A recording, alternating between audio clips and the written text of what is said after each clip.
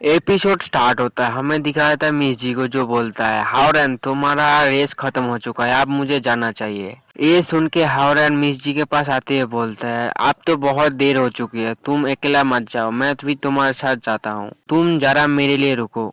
उसके बाद दिखाया था कुछ देर बाद बाहर का सीन जहाँ पे हावरन मिस जी का हाथ पकड़ते हुए बोलता है तुम उतना गुस्सा क्यों कर रहे हो, मैं तो सारी मैच को जीत चुका हूँ ना, तुम्हारे बेइज्जती थोड़ी कर रहा हूँ। ये सुन के मिस जी बोलती है क्या तुम सच में मिस यू जी को पीछे छोड़ना चाहते हो। ये सुन के हावरन परेशान होते हुए बोलता है मैंने तुम्हें कहा था हम दोनों सिर्फ फ्रेंड्स है। उसके बाद हावरन बोलता है नहीं नहीं रुको, तुम क्या उसके लिए जेलस हो। ये सुन के मिस जी बहुत ही ज्यादा गुस्सा हो जाता है और बोलता है तुम किस बारे में बात कर रहे हो, मैं तुमसे क्यों जेलस होऊंगा। ये सुन के हावरन बोलता है मुझे लगा तुम जेलस हो इसीलिए मैंने ऐसा बात की, मुझे ऐसा बात करना नहीं चाहिए था।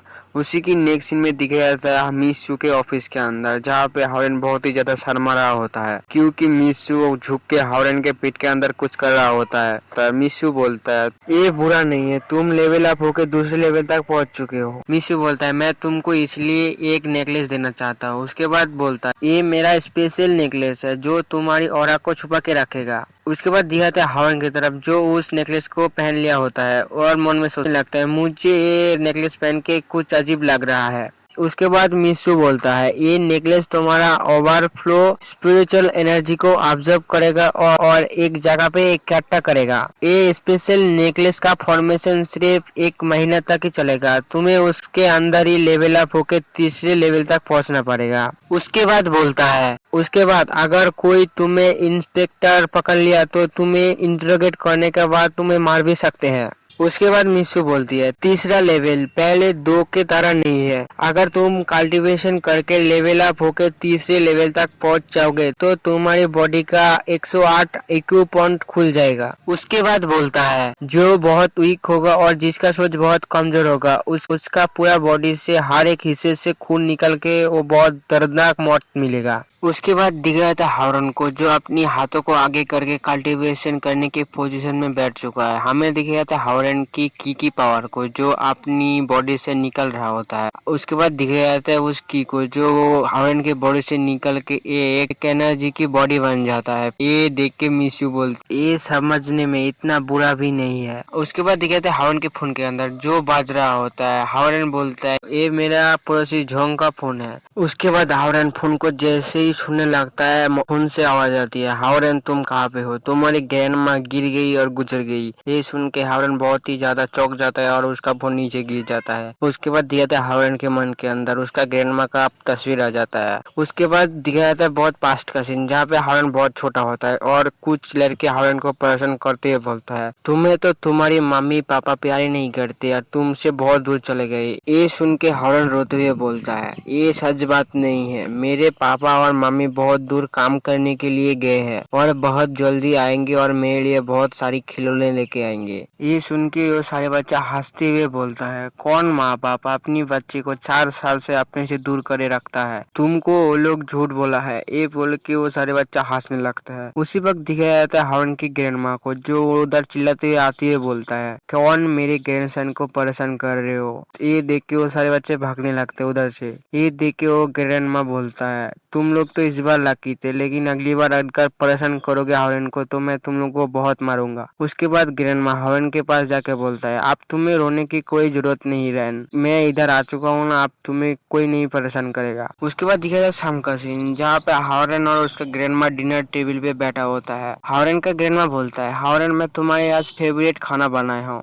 फ्राई चिकन, और हावरन को देने लगता है। ये देख के हावरन बहुत ज्यादा चिल्लाने और उस खाने को गिरा देता है और बोलता है मुझे ये नहीं चाहिए, मुझे मेरे मम्मी पापा चाहिए, जिसके वजह से वो सारी खाना नीचे गिर जाता है और उस प्लेट को टूट जाता है। ये देख के हावरन थोड़ा सा शांत हो जाता है। ये देख के उसका ग्रैंडमा उस खाने को और उस टूटे हुए प्लेट को उठाने लगता है और बोलता है रैन तुम इतना चिंता मत करो, तुम्हारी मम्मी पापा जल्दी वापस लौट आएंगे। ये सुन के हावरन बहुत ही ज्यादा खुश हो जाता है और उसका ग्रैंडमा फिर से गुस्सा होते हुए बोलता है अगर उन लोग इस बार वापस नहीं आए मैं उन लोगों को बहुत ज्यादा मारूंगा। ये सुन के हावरन बहुत ही ज्यादा खुश हो जाता है और रोते हुए अपनी ग्रैंडमा के पास जाने लगता है। ये देख के उसका ग्रैंडमा बोलता है अगर वो लोग वापस ना भी आए तो मैं हमें हमेशा तुम्हारे साथ रहूंगा तुम्हें प्रोटेक्ट करने के लिए। उसके बाद दिखाया था प्रेजेंट का सीन, जहाँ पे हावरन बहुत ही ज्यादा घबरा जाता है और उसके मुंह से ब्लड भी निकल जाता है। ये देख के मिस्सू बोलती है, हावरन तुम अपने आप को संभालो, तुम इतना परेशान मत हो।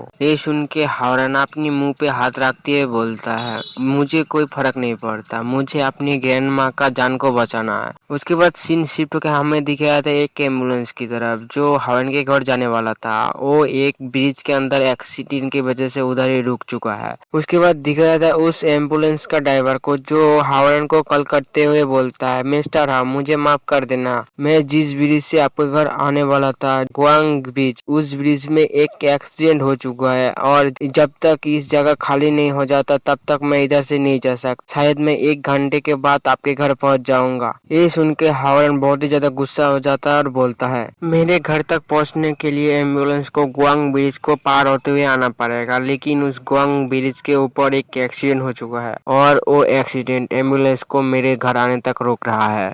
उसके बाद हावरन मिसेस हानी को कॉल करता है, जैसा होता है हर टाइम, जरूरत के टाइम पर ही ऐसा कहता है phone. The number you have dialed is not answering.